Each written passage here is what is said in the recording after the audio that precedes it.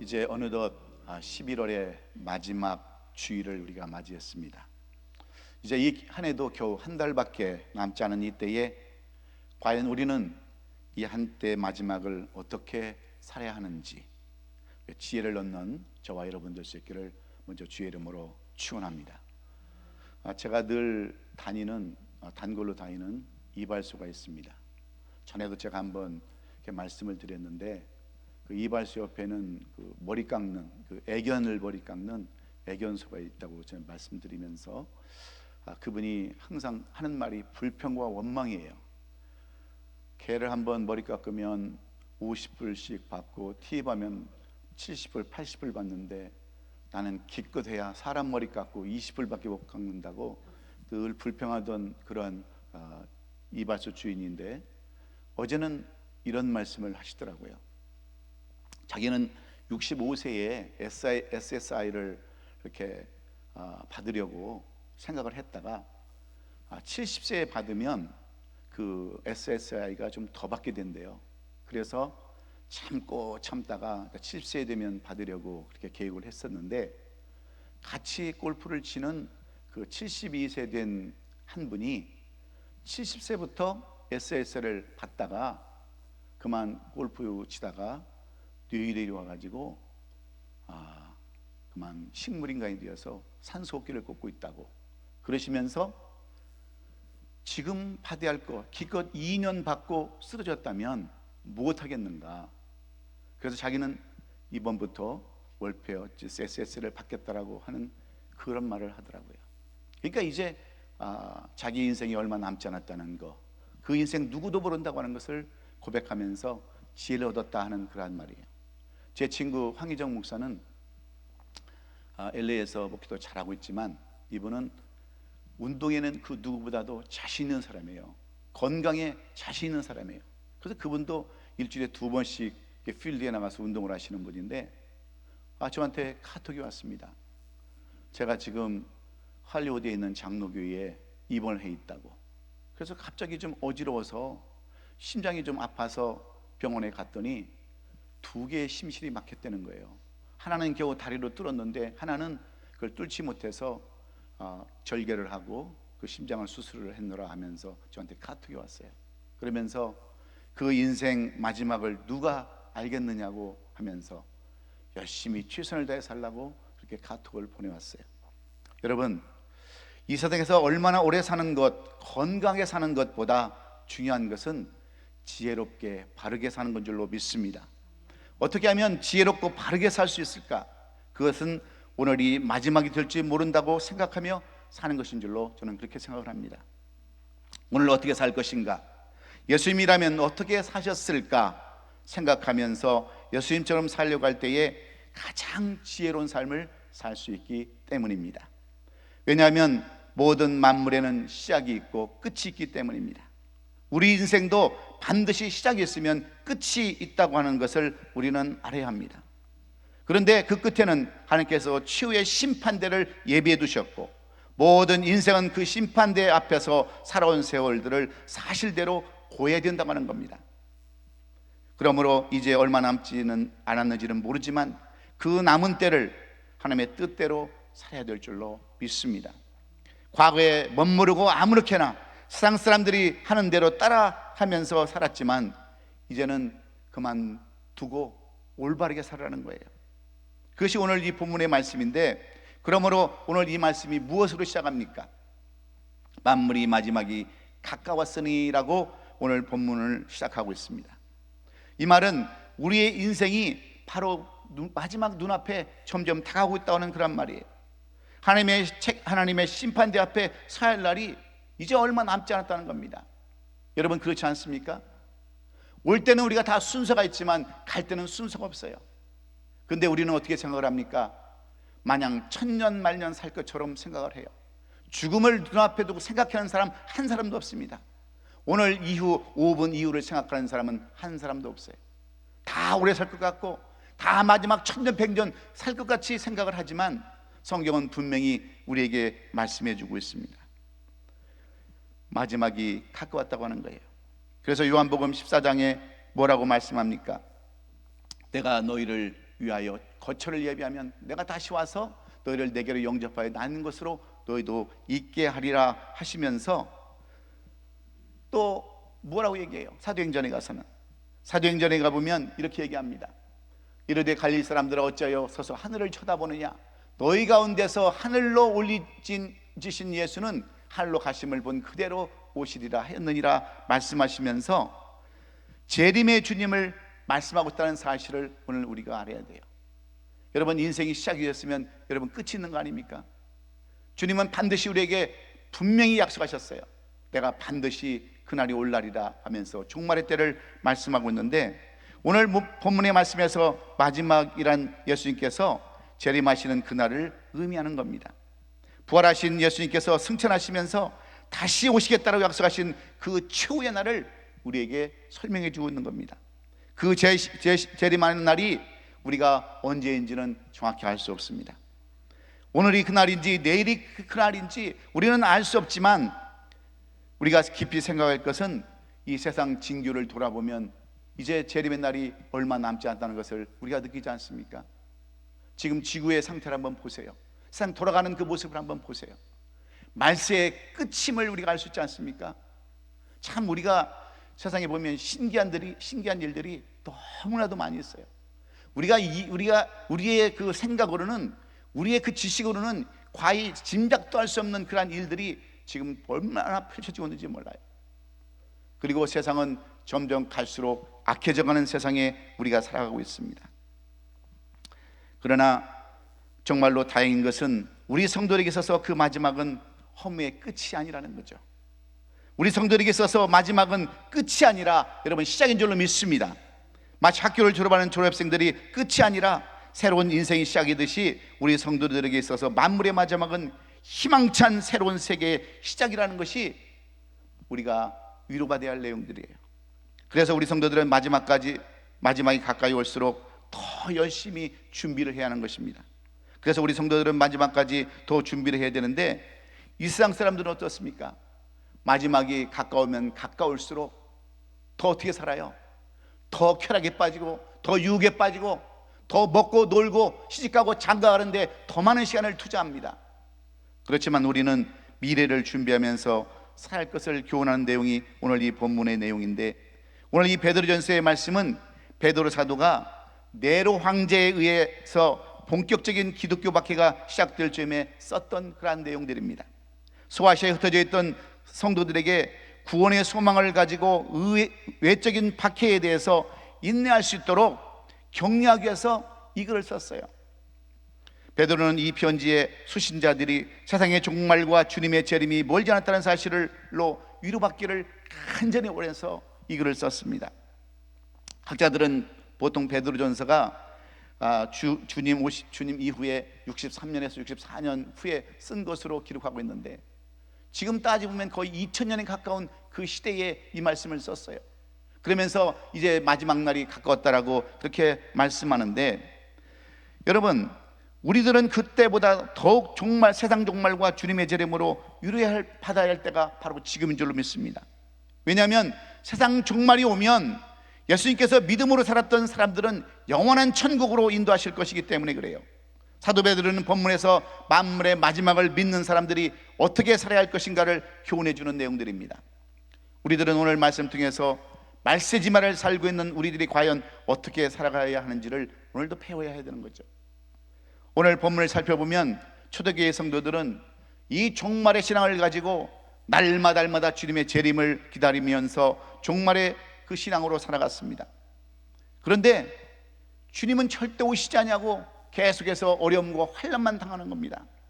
그래서 그들이 이 종말론적 신앙을 잃어버리고 무엇 때문에 살아가는지를 모르고 살아가는 그들에게 오늘 사도 베드로는 다시 한번 무엇이 마지막이고 무엇이 마지막 때 살아야 할 우리의 삶인가를 말씀해 주는 그러한 내용인데, 오늘 이 종말 신앙은 또다시 다른 사람들에게, 많은 믿는 사람들에게 지금 계속해서 소홀해지고 있습니다. 마치 양치기 소년이 늑대가 나타났다고 반복해서 거짓말을 했던 것과 똑같습니다.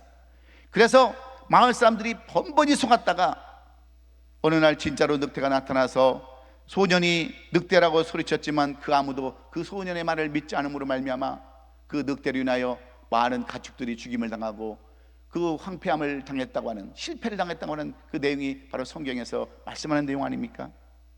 오늘도 마찬가지예요. 우리가 이 종말적 신앙으로 살아가는 이유가 여러분 어디에 있습니까? 종말 신앙은 성도들의 신앙을 순수하고 정결하게 만들어줍니다. 그렇기 때문에 사탄은 성도들의 종말 신앙으로 살아가는 것을 원치 않죠. 그러면 사도 베드로는 마지막을 사는 우리들에게 가장 지혜로운 신앙의 자세를 어떻게 말씀하고 있습니까? 첫째는 정신을 차리고 근신하여 기도하라 말씀합니다. 쉽게 얘기하면 깨어있으라는 말씀이에요. 한마디로 말하면 빈틈없이 살라는 겁니다. 사도 베드로는 본문 7절에서 이렇게 말씀하죠. 만물의 마지막이 가까웠으니 그러므로 너희는 정신을 차리고 근신하여 기도하라 그랬습니다. 베드로는 이 종말 신앙을 말하면서 왜 무엇보다도 기도를 먼저 강조했을까요? 베드로는 자기 자신을 너무나도 잘 알았던 사람입니다. 베드로는 정말 주님의 수제자였음에도 불구하고 그는 기도하지 않았어요. 베드로가 자신이 기도하지 않아 큰 실수를 한 적이 있었기 때문에 오늘 이렇게 깨어서 기도하라고 우리에게 권면하는 겁니다. 베드로는 예수님이 십자가를 지시기 직전에 예수님을 모른다고 3번씩이나 부인했습니다. 그때 예수님은 베드로에게 깨어서 기도하라, 시험에 들지 않도록 기도하라고 여러 번 말씀하지 않았습니까?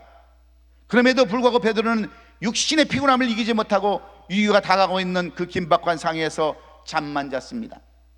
뿐만 아니라 예수님께서 베드로에게 내가 다구길 전에 3번 나를 부인하리라 라는 예언도 주셨어요. 그런데 베드로는 어떻습니까? 베드로는 그런 말씀에도 기울이지 않았어요. 설마 내가 그럴까? 방심하면서 그 말씀에 기울이지 않았을 때 그는 나중에 닭이 3번 울었을 때 밖에 나가서 심히 통곡하고 회개했다고 하고 성경은 그렇게 기록하고 있는 것입니다. 그러면서 기도하라고 간곡하게 부탁하셨던 그 예수님의 말씀을 이제 베드로가 깨달은 거예요. 여러분, 이 말세에 우리는 어떤 삶을 살아가야 합니까? 우리는 이 말세가 되면 될수록 힘든 삶을 살아가면 살수록 깨어서 빈틈없는 삶을 살아가는 것이 바로 기도인데, 여러분 얼마나 우리 기도하며 살아갑니까? 우리가 분명히 111 기도 운동도 있습니다. 새벽 기도도 있어요. 여러분 기도 시간에 과연 나는 몇 번이나 기도했는지 우리 한번 자신을 되돌아보십시오. 얼마나 깨어서 여러분들 정신 차리고 기도했는가 한번 여러분 살펴보세요. 마귀는 지금 우는 사자처럼 삼킬자를 찾고 있습니다. 영적인 그런 전쟁을 계속해서 이어가고 있어요. 왜 그런 줄 아세요? 마지막 결실의 때는 쭉정이와 알곡으로 나눠지기 때문에 그렇습니다. 그런데 우리는 이것을 모르니까 계속 세상에 빠져서 세상 정신대로 그냥 살아가는 거예요. 세상의 그 흐름 따라 살아가는 거예요. 하고 싶은 대로, 먹고 싶은 대로 할 것 다 하고, 할 짓 다 하고 다니고 그렇게 살아가는 거예요. 왜 그렇습니까? 마지막을 모르기 때문에 그래요. 마냥 천년만년 살 것처럼 그렇게 살아가기 때문에 그렇습니다. 그러므로 근신하며 정신 차리는 사람들은 여러분 오늘도 기도하면서 정신 차리고 살아가는 거예요.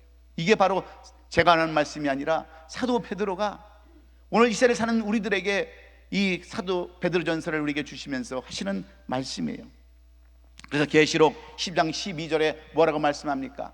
그러므로 하늘과 그 가운데 거하는 자들은 즐거워하라.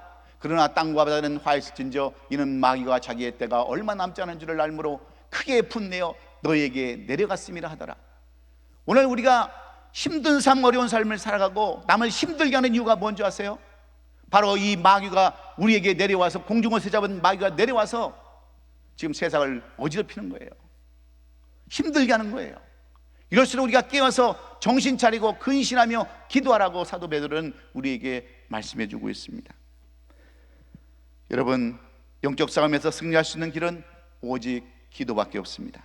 마가복음 9장에 보면 한 아버지가 귀신 들려서 물에도 넘어지고 또 불에도 넘어지고 그 막 간질병이 걸려서 거품을 내뿜으면서 그게 발작하는 그 아들을 데리고 예수님 제자들 앞에 나가지 않았습니까?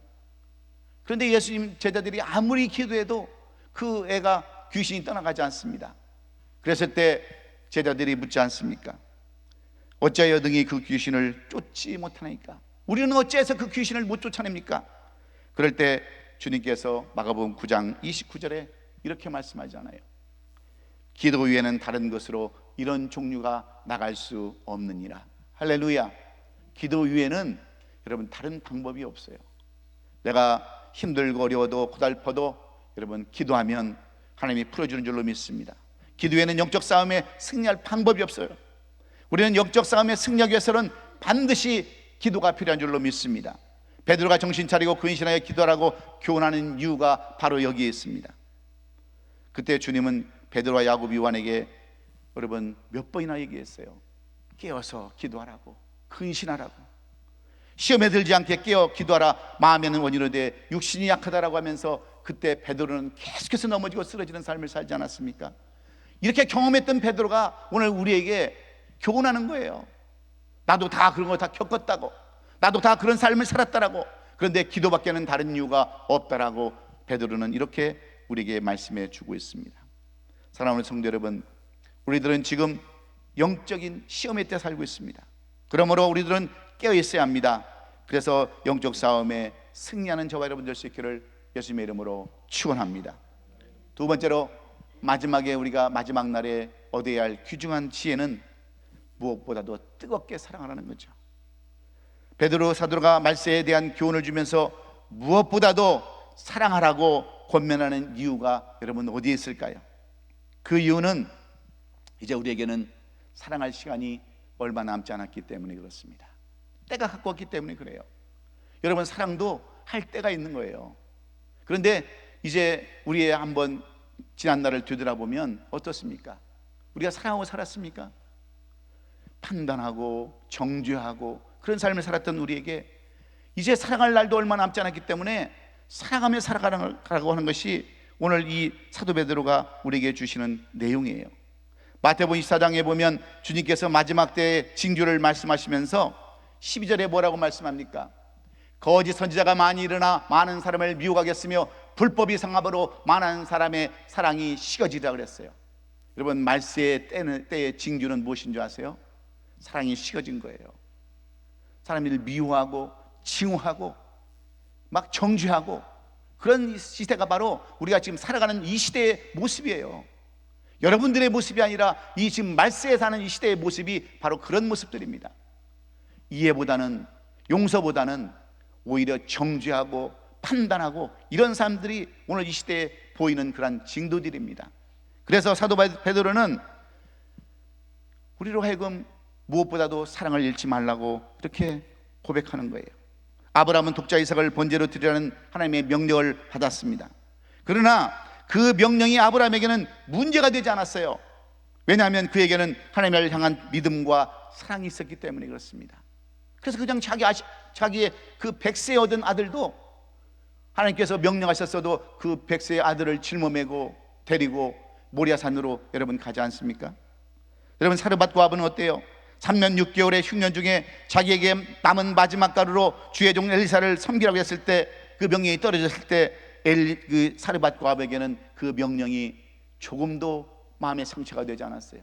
왜냐하면 하나님을 사랑하는 마음과 하나님을 존경하는 마음이 있었기 때문입니다. 여러분, 신앙생활 하다 보면 교회 일이 무겁고 힘들 때가 참 많이 있어요. 그런데 왜 그렇습니까? 정말 성도들을 사랑하고요, 성도들에게 정말 그 사랑하는 마음이 있으면 여러분 그게 뭐가 힘들겠어요? 그런데 그 마음속에 사랑이 식어버리면 원망과 불평밖에 나오지 않습니까? 꼭 내가 해야 되냐고, 꼭 내가 그 일을 해야 되느냐고 원망과 불평이 나올 수밖에 없지만, 사랑하는 마음이 있으면 모든 허물을 다 덮는 줄로 믿습니다. 그런데 신앙생활도 마찬가지예요. 여러분, 답은 없습니다. 사랑이 답이에요. 초대교회 성도들 중에는 로마의 핍박 때문에 그 지하동굴 카타콤에서 여러분 살았던 사람들이 수없이 많았습니다. 동굴에서 태어나서 동굴에서 살다가 그 동굴에서 죽은 사람들이 수없이 많았어요. 왜요? 하나님을 뜨겁게 사랑했고 사랑의 주님과 동행했기 때문에 그렇습니다. 그래도 그 동굴도, 그 습기 찬 동굴도 여러분 감사하면서 살았던 것은 하나님에 대한 그 사랑이 넘쳤기 때문인 줄로 우리는 믿습니다. 앞으로 잠든 기독교의 신앙은 세상으로부터 핍박을 받을 때가 많이 올 수 있습니다. 적그리스도가 세상을 지배하는 때가 반드시 찾아올 텐데, 참된 기독교의 신앙을 지키려면 우리는 목숨 걸고 사랑하면서 살아야 될 줄로 저는 그렇게 믿어요. 그래서 계시록 2장 4절에 보면 에베소에 보내는 편지에서 이렇게 글을 쓰고 있습니다. 그러나 너를 책망할 것이나니 너 처음 사랑을 버렸느니라 하면서 에베소 교회에 책망하시는 내용이 무슨 말씀입니까? 에베소 교회가 그렇게 부흥도 하고 그렇게 잘 나갔던 그러한 교회였지만 그들에게는 이 사랑이 빠졌다고 하는 거예요. 사랑이 식었다고 하는 거예요. 이것을 주님은 책망하셨습니다. 주님이 지금 이 시대의 교회를 책망하십니다. 지금 주님이 이 성도들을 책망하신다면 에베소 교회와 동일하게 처음 사랑을 잃어버린 것에 대한 책망일 줄로 저는 그렇게 생각을 해요. 그러므로 우리가 무엇보다도 해야 할 것이 무엇입니까? 무엇보다도 우리가 첫사랑을 회복하고 다시 사랑하고 다시 섬기고 다시 여러분 용서하고 마음을 베푸는 우리 성도들이 될 수 있기를 예수님의 이름으로 축원합니다. 세 번째로, 우리가 이 마지막에 얻어야 할 지혜는 열심히 섬기고 봉사하는 것이라고 말씀하시고 있어요. 오늘 보면 9절로 10절에 보면 성경은 이렇게 말씀하고 있습니다. 서로 대접하기를 원망없이 하고 각각 은사를 받은 대로 하나님의 여러 가지 은혜를 맡은 선한 청지같이 서로 봉사라고 그랬어요. 여러분, 이 마지막 때에 왜 사도 베드로는 우리로 하여금 섬기고 봉사라고 말씀하고 있습니까? 여러분, 우리가 앞으로 봉사할 그때도 얼마 남지 않았기 때문에 그래요. 섬길 날도 여러분 많지 않기 때문에 그래요. 내일 앞을 누가 얼마나 알 수 있습니까? 그렇게 운동을 좋아하는 사람도 심장이 막혀서 지금 병원에서 수술을 받고 있고, 70세에 SSL을 받겠다고 해서 72세에 2년 받다가 여러분 뇌혈로 쓰러져서 산소호흡기를 꽂고 있다고 한다면 인생이 무슨 의미가 있겠습니까? 남은 것은 우리가 봉사하고 섬기는 것밖에 없는 거예요. 여러분, 목회는 쉬운 줄 아세요? 차라리 밥 먹고 살려고 그러면 장사하는 게 훨씬 낫죠. 비즈니스 하는 게 더 낫죠. 성도를 섬기는 것이 여러분 얼마나 어렵고 힘든 줄 아세요? 그래도 섬기고 봉사라는 것이 하나님의 명령이요, 우리가 가진 사명이기 때문에 때로는 눈물 머금고 이 사역을 하는 것입니다. 배불리 먹는 것도 없어요. 넘치게 사는 것도 없어요. 다 우리 주님이 우리에게 부탁하셨기 때문입니다. 베드로가 종말을 언급하면서 서로 봉사라고 호면한 이유는 종말 이유를 준비하게 하기 위함인 줄로 저는 믿습니다. 종말을 언급하면서 서로 봉사라고 하는 권면하는 이유는 바로 주님의 재림, 천년왕국이 끝나면 온 인류가 심판받을 때에 백보자의 심판이 있다고 하는 것을 분명히 알게 하기 위함이에요. 그래서 성경은요, 우리에게 면류관이라는 것을 말씀하고 있지 않습니까? 상급이라는 것을 말씀하고 있잖아요. 여러분, 우리가 그냥 예수 믿다가 인생이 끝나서 우리가 천국 가고 구원을 얻어서 끝난다면 뭐려고 여러분 상급 얘기를 왜 하겠어요? 면류관 얘기를 왜 하겠습니까? 반드시 우리가 천년왕국 이후에는 우리가 받을 상급이 있다고 하는 것을 여러분 기억하십시오. 그냥 구원 얻는 것도 중요하지만 그 날 후에 받을 면류관과 상급을 한번 생각해 보십시오. 그러니 여러분, 우리가 봉사하지 않을 수 있겠어요? 헌신하지 않을 수 있겠습니까? 하나님은 사람은 생각하지 안 해줘도 하나님은 다 그것을 기억하시고 그 갚은 대로 심은 대로 걷게 해줄 줄로 믿어요. 많이 심으면 많이 걷게 하고 조금 심으면 조금 걷게 하는 것이 자연의 법칙이 하나님의 법칙이기 때문에 그래요. 예수님을 믿고 이 땅에 믿음으로 삶으로 영생에 들어가도록 하기 위함을 위하여 오늘 이 말씀을 우리에게 주셨어요. 추후의 심판을 통과하는 조건이 바로 여러 가지가 있는데 그 중에서 가장 중요한 조건은 예수님을 믿는 믿음을 가지고 있느냐 없느냐는 겁니다. 그런데 우리가 살면서요, 그 사람의 그 신앙을 살펴보면 그 사람의 행동에서 우리가 모든 것을 알 수 있어요. 저 사람의 믿음이 진짜인가 아닌가, 그런 모든 것은 우리 행동에서 나타날 수 있습니다. 사람의 믿음이 진짜인가 가짜인가를 무엇으로 알 수 있습니까? 행위에서 알 수 있다고 하는 거예요. 행위. 진짜 믿음은 행함이 있어야 하는 것이고, 가짜 믿음은 말은 있지만 행함이 없는 것이에요. 그래서 마태복음 25장에 보면 양과 염소의 비유를 왜 우리에게 말씀해 주고 있겠습니까? 이웃에 대한 봉사를 우리에게 말씀해 주는 거예요. 지극히 작은 자를 섬겨준 것이 주님을 섬긴 것이라고, 지극히 작은 자를 섬기지 않는 것이 주님을 섬기지 않은 것이라고 그렇게 말씀해 주고 있어요. 양과 염소에 비해서 깨닫게 되는 것은, 우리가 남을 위하여 봉사하는 것은 결국 주님을 위해서 봉사하는 것이고, 주님을 위하여 봉사하는 사람들은 내세에 그 많은 보상을 받게 된다고 하는 것이 성경에서 우리에게 주시는 교훈인 줄로 믿습니다. 그래서 오늘 본문을 살펴보면 이 봉사도 어떻게 되는가를 자세히 말씀해 주고 있어요. 봉사도 어떻게 되느냐, 섬김도 어떻게 되느냐, 원망 없이 하라는 거예요. 원망 없이. 그 말씀이 9절의 말씀에 서로 대답하기를 원망 없이 하라는 거죠. 내가 어떤 이익을 위해서 봉사하고 내 어떤 것들을 취하기 위해서 봉사하는 것이 아니라 원망 없이 하라는 거예요. 원망 없이. 그리고 10절에 보면 각각 은사대로 하라는 거예요. 뭐 더 나타낼 것도 없고 더 뭐 꺼낼 것도 없고 내 은사대로 하라는 거예요. 여러분, 우리에게는 각자 다 은사가 있어요. 어떤 사람은 기도의 은사가 있고요, 어떤 사람은 봉사의 은사가 있고, 어떤 사람은 권면의 은사가 다 있습니다. 그런데 없는 것을 일부러 꺼내서 하지 말고 있는 것 가지고 그대로 하라는 거예요. 그게 바로 복 받는 길이고, 그것이 마지막을 사는 지혜라고 오늘 이 베드로는 우리에게 말씀해 주고 있습니다. 그리고 또 하나는 청지기로 섬기고 봉사를 하는 거죠. 사명받은 대로 하라는 거예요. 사명받은 대로. 내가 장로의 사명을 받았으면 장로의 사명대로 살고, 목회자의 사명을 받았으면 목회자의 사명대로 살고, 사명대로 그렇게 각각 은사 받은 대로 그게 청지기 같이 살라는 거죠. 청지기가 뭡니까? 바로 주님이 주신 사명 아닙니까? 그렇게 살 때 하나님은 우리에게 온전한 은혜를 베푸신다고 하는 것이 이 사도 베드로가 경험을 통해서 우리에게 주시는 말씀입니다. 마지막으로 하나님의 영광을 위해서 사는 것이 바로 마지막에 지혜롭게 사는 것이라고 이야기하고 있습니다. 11절에 보니까 만일 누가 말하려면 하나님의 말씀을 하는 것 같이 하고, 누가 봉사하려면 하나님이 공급하시는 힘으로 하는 것 같이 하라. 이는 범사의 예수 그리스도로 말미암아 하나님의 영광을 받으시게 하려 함이니 그에게 영광과 권능이 세세에 무궁하도록 있느니라 그랬습니다.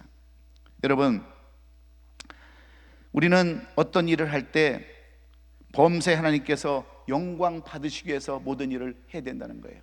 봉사를 하든 헌신을 하든 뭘 하든 나는 다 십자가의 뒤에 감춰주고 하나님의 영광만 드러나게 하는 것이 가장 지혜로운, 이 말세에 사는 사람의 가장 최고의 지혜라고 베드로는 이야기하고 있습니다. 여러분, 미켈란젤로 여러분 잘 아시죠? 화가요 조각가인 이 미켈란젤로는요 참 신앙인이었습니다. 참 위대한 신앙인이었어요. 미켈란젤로가 될 수 있었던 그 비결은 그의 스승이었던 머들로 지오바니라는 사람의 큰 영향이기 때문이었습니다. 이 지오바니는요, 이 미켈란젤로를 14살 때 만났을 때 그의 모습을 보니까 이 미술에 천재성이 있는 것을 발견했어요. 그래서 이 미켈란젤로를 데려다가 물어봤습니다. 너 위대한 화가가 되기를 원하느냐? 위대한 조각가 되기를 원하느냐? 물어보니까 이 미켈란젤로가 이런 얘기를 하는 거예요. 나는 위대한 조각가가 되기를 원합니다. 위대한 미술가가 되기를 원합니다. 그러면서 이 스승이 물어보는 거예요. 그러면 너의 재능과 기술을 더욱 열심히 닦으면 되겠다 생각하니까, 예, 저는 열심을 다하겠습니다 그랬어요. 그럴 때 이 지오바니는 이 미켈란젤로에게 이런 말을 남겼습니다. 내 기술만으로는 절대로 안 된다. 내 능력만으로는 절대 안 된다. 너는 내 기술을 무엇을 위해서 쓸 것인가를 대해서 반드시 결정해야 된다라고 이야기를 하자, 이 미켈란젤로가 그것이 뭐냐고 물어봤어요. 그랬을 때 이 지오바니는 이 미켈란젤로를 데리고 술집에 있는 위에 그려진 천사의 상을 보게 했어요. 그랬더니 그러면서 무엇을 보았느냐, 그리고 또다시 교회에 그려진 천사의 상을 보게 했습니다. 그러면서 무엇을 느끼게 했냐면, 아무리 우리가 아름다운 조각이라 할지라도 술집에 있는 조각상과 교회 성당 위에 있는 그 조각상과의 그 똑같은 조각이지만 느끼는 것이 다르다는 거죠. 느끼는 것이. 그러면서 이 미켈란젤로가 나중에 이렇게 고백했다고 그래요. 나는 앞으로 위대한 미술가가 되더라도 나는 오직 하나님의 영광을 위하여, 하나님의 영광을 위하여, 하나님의 영광을 위하여 모든 그림을 그리겠다라고 다짐하고 결단함으로 인해서 위대한 미술가 조각가가 되었다고 하는 그 미켈란젤로의 일대기를 우리는 잘 알지 않습니까? 하나님의 영광을 위해서 사는 사람만이 가장 지혜로운 사람인 줄로 우리는 믿습니다. 사랑하는 성도 여러분, 한치 앞을 알 수 없는 우리의 삶, 우리의 신앙, 여러분은 어떻게 이 마지막 때를 지혜롭게 보내시기를 원하십니까? 무엇보다도 근신하여 깨어 기도하는 것이 마지막 날을 올바르게 사는 지혜인 줄로 믿으시기 바랍니다. 서로 사랑하십시오. 사랑하는 것이 마지막 때를 사는 가장 지혜로운 삶이요, 서로 섬기고 봉사하는 것이 지혜로운 삶이요, 주의 영광을 위해 사는 것이 마지막을 사는 최고의 지혜다라는 것을 여러분 깨달으시고, 이 마지막 남은 한 해, 한 달을 최고의 지혜, 마지막을 사는 것처럼 사실 수 있기를 주의 이름으로 축원합니다. 한 가지만 예와 들고 말씀을 정리하기 원합니다. 로마 이탈리아의 우르바노라고 하는 대학에 가보면 정문 앞에다가 우리 한국말로는 이런 말이에요. 그리고 그 다음에 라고 하는 글이 써 있다고 그래요. And after what? 그러한 그 글이 우르바노 대학 정문에 그 그림이 표가 써 있다고 그래요. 그리고 그 다음에는, 이 말을 쓴 이유가 있어요. 이 글귀를 그 학교 앞에 정문에 붙인 사연이 있습니다.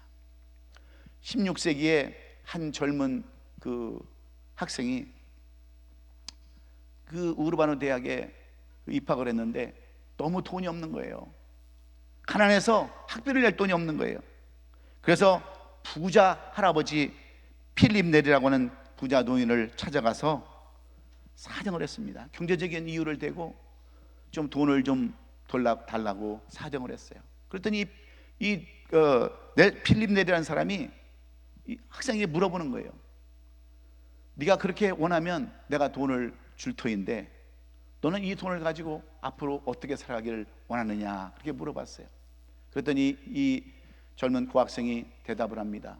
예, 내가 대학을, 이 법대를 잘 마쳐야 되겠죠. 그러니까 이 필립 네리라는 노인이 또 물어봐요. 그리고 그 다음에는 And after what? 물어봤어요. 졸업을 했으면 이제 변호사가 되고 판사가 되고 검사가 되고 돈을 모아야 되겠죠.